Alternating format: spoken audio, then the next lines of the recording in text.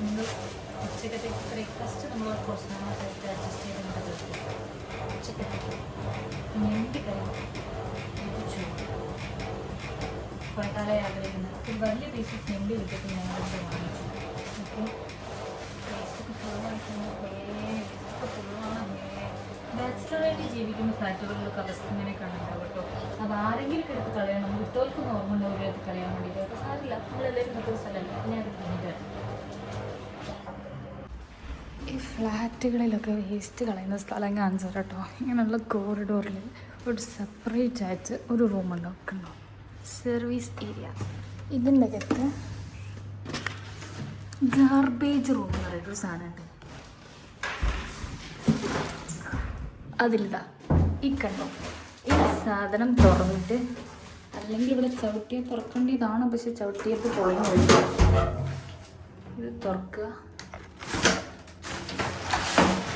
ഈ കാണുന്ന ഉള്ളിലേക്ക്,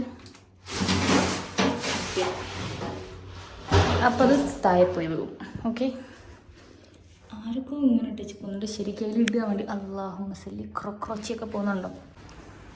നമ്മൾ വില്ലയിലൊക്കെ താമസിക്കുന്ന ആൾക്കാരാണെങ്കിൽ വില്ലേൻ്റെ മുന്നിൽ ഗാർബേജ് ഇടുന്ന ബിന്നുകളുണ്ടാവും കേട്ടോ. അപ്പോൾ നമ്മൾ ഓരോന്ന് കവറിലാക്കിയിട്ട് കെട്ടിയിട്ട് ആ ഗാർബേജ് ഇടുന്ന ബിന്നിൽ കൊണ്ടുപോയിട്ട് ഇടുക ചെയ്യുക. ഇങ്ങനെയുള്ള ഫ്ലാറ്റുകളിലൊക്കെ ഇതാണ് എൻ്റെ സെറ്റപ്പ്. അപ്പോൾ നമ്മൾ വേസ്റ്റൊക്കെ കഴിഞ്ഞ് വന്നിട്ടുണ്ട്.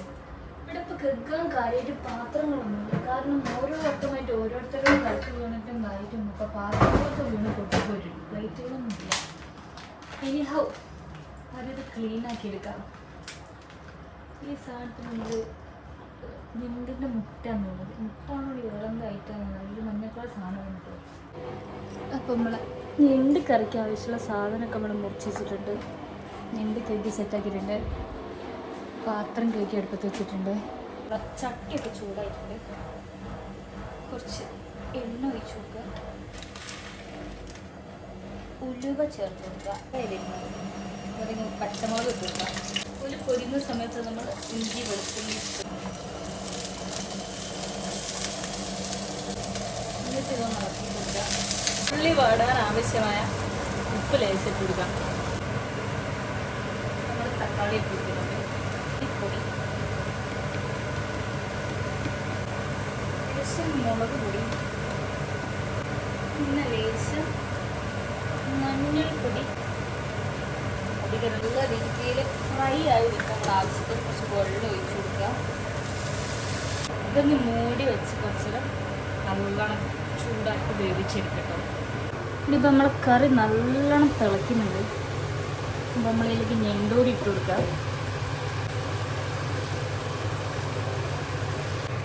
അപ്പോൾ നമുക്ക് എന്തായാലും ഇത് മൂടി വെച്ച് വേവിക്കാം. ഓക്കെ, എന്നിട്ട് നമുക്ക് ചോറ് സെറ്റാക്കി. ചോറ് ഏകദേശം സെറ്റായിട്ടുണ്ട്.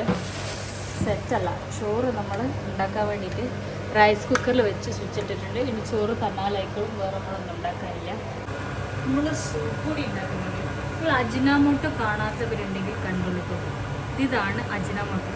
പഞ്ചാര പോലെയുള്ള ഒരു തരം പൊടിയാണ് കേട്ടോ. ചില ഫുഡിനൊക്കെ നല്ല ടേസ്റ്റാണ്. സൂപ്പ്, സാലഡൊക്കെ നല്ല ടേസ്റ്റാണ്. കുറച്ച് നമ്മൾ അജിനാമോട്ടോ ഇട്ടിട്ടാണ് സൂപ്പ് ഉണ്ടാക്കുന്നത്. ഇതാണ് നമ്മുടെ സൂപ്പ്. കുറച്ച് വെള്ളം കൂടി ഒഴിച്ചിട്ട് സെറ്റാക്കണം ചെയ്യാം. നമ്മളെ ഞണ്ട് റോസ്റ്റ് ഇവിടെ സെറ്റായിട്ടുണ്ട്. ഇനി വില കൊണ്ട് മണമാണ് സഹിച്ചുകൂടാത്ത. മണം കൊണ്ട് 3 ആക്കുള്ള തേങ്ങ മതി. ഞങ്ങൾ 3 ആളും കൂടി സെറ്റപ്പായിട്ട് തിന്ന് തീർക്കണം. അപ്പോൾ ഇതിൽ കുറച്ചുകൂടി ഉപ്പിൻ്റെ ആവശ്യങ്ങളുണ്ട്.